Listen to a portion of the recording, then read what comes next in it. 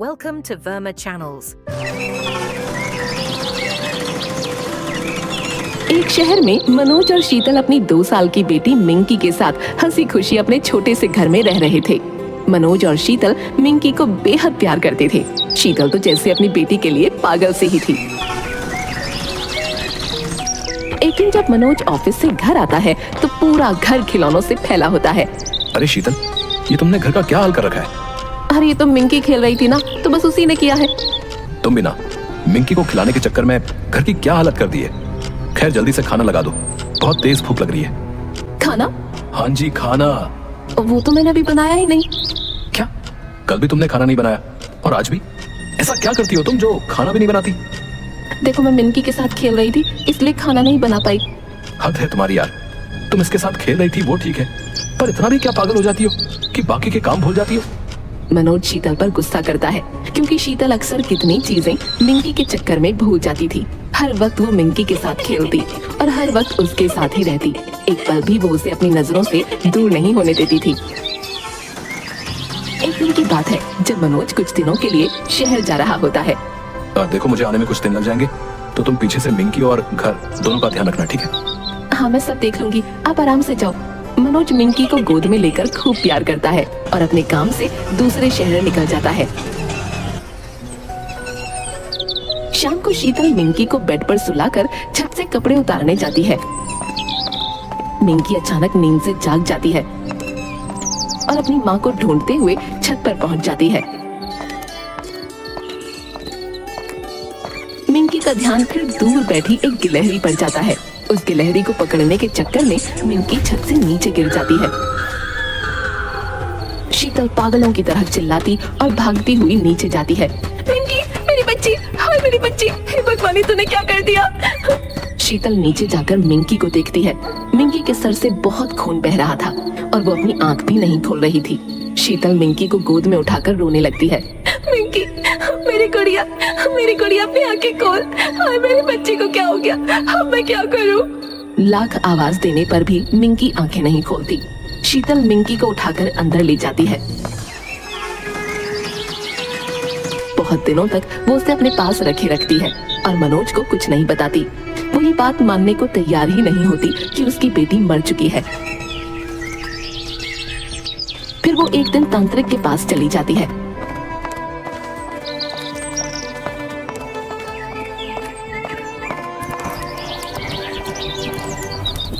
और उसको सारी बात बताती है। मेरी बेटी को जिंदा कर दो, मुझे पता है ये तंत्र मंत्र से संभव है। आप जो बोलोगे वो मैं करूंगी, पर मेरी बेटी को जिंदा कर दो। जय बाम्बली कक्काली, बोल बम बम बम्बाली। हाँ ये संभव तो है, पर बहुत मुश्किल भी। खैर तुम कल रात 12 बजे मेरे पास अकेली आना। हाँ मैं आऊंगी, आप जैसा बोलोगे मैं वैसा करूंगी।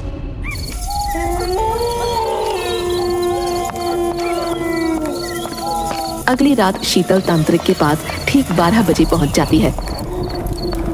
तांत्रिक एक गुड़िया लेता है और उस पर जादू मंत्र करना शुरू कर देता है। फिर वो उस गुड़िया को शीतल को दे देता है। जय बम्बाली कक्काली, बोल बम बम बम्बाली। इसे अपने घर ले जा और कभी घर से बाहर मत निकालियो। ठीक है पापा, पर मेरी मिंकी? जितना बोला है पहले उतना कर। जय बम्बाली कक्काली। शीतल उस गुड़िया को लेकर घर आ जाती है और उसे चेयर पर रखकर अंदर किचन में पानी पीने जाती है। जैसे ही पानी पीकर वो किचन से बाहर आती है, उसके होश उड़ जाते हैं। जिस चेयर पर वो उस गुड़िया को रखकर गई होती है उसी जगह मिंकी बैठी हुई होती है। शीतल मिंकी को देखकर खुशी से झूम उठती है। मिंकी, मिंकी मेरी बेटी, मेरी जान, मुझे पता था तुझे कुछ नहीं हो सकता। मैं तुझे ऐसे देखकर बहुत खुश हूँ। मम्मा, भूख लगी है। हाँ मेरी गुड़िया रानी, मैं तेरे लिए अभी कुछ लेकर आती हूँ। शीतल जल्दी से किचन में जाती है और मिंकी के लिए खिचड़ी बनाकर लाती है। मिंकी खिचड़ी देखकर बड़ी खुश हो जाती है। शीतल मिंकी को अपनी गोद में बैठाती है और उसे अपने हाथों से खिचड़ी खिलाती है। कुछ दिन बीत जाते हैं। शीतल इतने दिनों तक घर से बाहर नहीं निकलती। फिर एक दिन जब शीतल मिंकी को बिस्तर पर सुला रही होती है तब मनोज अपने बिजनेस ट्रिप से वापस आ जाता है। शीतल, मिंकी, कहाँ हो तुम दोनों? देखो मैं आ गया। मनोज इतनी आवाजें देता है पर कोई नहीं आता। फिर वो खुद ही कमरे में जाकर देखता है तो वहाँ शीतल पीठ करके खड़ी होती है। सो जा मेरी रानी, मेरी गुड़िया। शीतल, दिख नहीं रहा मैं मिंकी को सुला रही हूँ? ओह अच्छा, चलो कोई नहीं, मैं बस अपनी बेटी को देख लेता हूँ। मनोज थोड़ा आगे बढ़ता है तो उसके होश उड़ जाते हैं। उसके माथे से पसीना टपकने लगता है। उसका शरीर वहीं जम जाता है। उसके सामने बिस्तर पर एक चुड़ैल बच्ची लेटी होती है जो मनोज को गुस्से से देख रही होती है। मनोज बड़ी मुश्किल से खुद को होश में लाता है और शीतल की तरफ देखता है। शीतल उस चुड़ैल बच्ची की तरफ देखकर अभी भी मुस्कुरा रही होती है और बड़े प्यार से उसके सर पर हाथ से सहला रही होती है। तुम इस चुड़ैल बच्ची के साथ क्या कर रही हो? हमारी मिंकी कहाँ है शीतल? चुड़ैल? कौन चुड़ैल बच्ची? मेरी मिंकी है ये। तुम पागल हो गए हो क्या? मुझे प्लीज सच सच बताओ कि हमारी बेटी कहाँ है? कहाँ है वो? पागल तो आप हो गए हो जो अपनी बेटी को चुड़ैल बोल रहे हो। मुझे आपसे बात नहीं करनी, आप अभी के अभी कमरे से निकल जाओ। शीतल गुस्से से मनोज को बाहर निकाल देती है। रात भर मनोज बाहर बैठा रहता है। फिर उसे अजीब सी बदबू महसूस होती है जो उसे घर के अंदर आते हुए भी महसूस हुई थी। ये इतनी गंदी बदबू आखिर किस चीज की है? मनोज सब जगह जाकर देखता है पर उसे कुछ नहीं मिलता। फिर वो चुपके से मिंकी के कमरे के बाहर जाकर देखता है। शीतल वहीं बेड पर उस चुड़ैल बच्ची के साथ सो रही होती है। मनोज उनको देख ही रहा होता है कि उस चुड़ैल बच्ची की आंखें खुल जाती हैं और वो हवा में उठने लगती है। चला जा यहाँ से वरना मैं तेरी जान ले लूंगी। कौन हो तुम? मेरी बेटी का है, मेरी मिंकी का है, और तुमने मेरी बीवी पर क्या जादू कर दिया है? उसे कभी नहीं ढूंढ पाओगे, कभी नहीं। चुड़ैल बच्ची उड़ते हुए मनोज के बिल्कुल सामने आ जाती है और मनोज की गर्दन पकड़ लेती है। मनोज का दम घुटने लगता है। बड़ी मुश्किल से वो उसका हाथ छुड़ाता है और वहाँ से भागता है। चुड़ैल बच्ची मनोज के पीछे पीछे उड़ते हुए उसको मारने की कोशिश करती है। भागता भागता मनोज नीचे स्टोर रूम में छुपने के लिए घुस जाता है। वहाँ बिल्कुल अंधेरा होता है। मनोज एक अलमारी के पीछे छुप जाता है। फिर से वही बदबू। छी, ये तो मुझसे बर्दाश्त नहीं हो रही। आखिर क्या है यहाँ जो इतनी बदबू आ रही है? मनोज को अंधेरे में कुछ दिखाई नहीं दे रहा होता। बड़ी मुश्किल से वो हाथों से महसूस करके आगे बढ़ता है और अचानक किसी चीज से टकराकर गिर जाता है। फिर वो अपने हाथों से उस चीज को महसूस करता है तो वो किसी का शरीर होता है। मनोज झटके से पीछे गिर जाता है। फिर वो अपनी जेब से फोन निकालता है और टॉर्च जलाकर देखता है तो उसके होश उड़ जाते हैं। उसके सामने उसकी बेटी की लाश होती है जो पूरी तरह सड़ रही होती है, पर मनोज उसे उसके कपड़ों से पहचान लेता है। मेरी बेटी, मेरी मिंकी, ये क्या हो गया? ये कैसे हो गया? मेरी बच्ची। वो चुड़ैल बच्ची फिर से मनोज को मारने आ जाती है। मनोज खुद को संभालता है और सीधा घर के बाहर भागता है। वो पड़ोसियों के दरवाजे खटखटाता है। मनोज उससे अपनी बीवी के बारे में पूछता है। शीतल बहुत दिनों से घर से बाहर नहीं निकली, ना ही हमने मिंकी को देखा। एक दिन जरूर देखा था जब वो आधी रात को अजीब सी गुड़िया लेकर घर आ रही थी। उस वक्त मिंकी उसके साथ नहीं थी। हाँ, उससे कुछ दिन पहले मिंकी पूरी तरह से रो भी रही थी। मैंने जाकर दरवाजा खटखटाया तो उसने खोला ही नहीं। फिर अगले ही दिन तुम्हारे घर एक तांत्रिक भी आया था। तांत्रिक? कौन तांत्रिक? वही जो कब्रिस्तान में रहता है। उसे तो कौन नहीं जानता, वो अभी भी वहीं होगा। मनोज जल्दी से उस तांत्रिक के पास जाता है और उससे अपनी बीवी और बेटी के बारे में पूछता है। आई थी एक दिन वो मेरे पास जब उसकी बेटी की मौत छत से गिरने से हो गई थी। वो बहुत परेशान थी और पागल सी हो गई थी। वो अपनी बेटी को जिंदा देखना चाहती थी।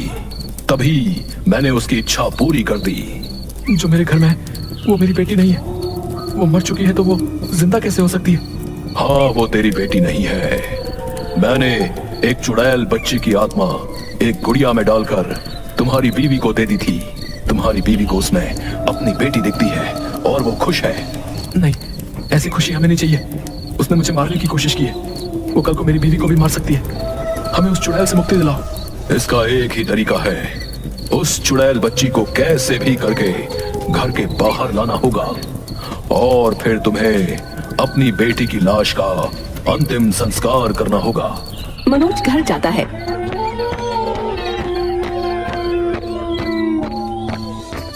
घर में शीतल उस चुड़ैल बच्ची को अपने हाथों से खाना खिला रही होती है।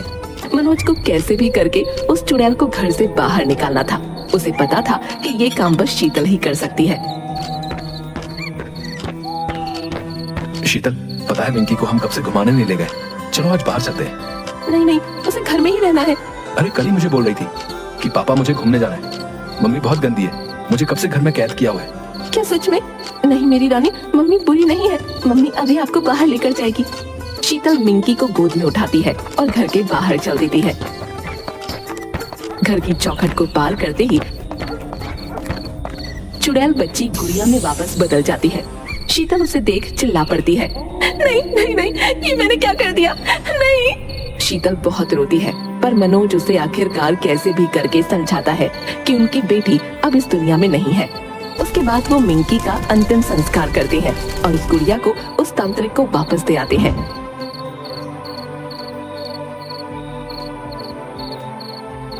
उनकी जिंदगी उदासी से भर चुकी थी,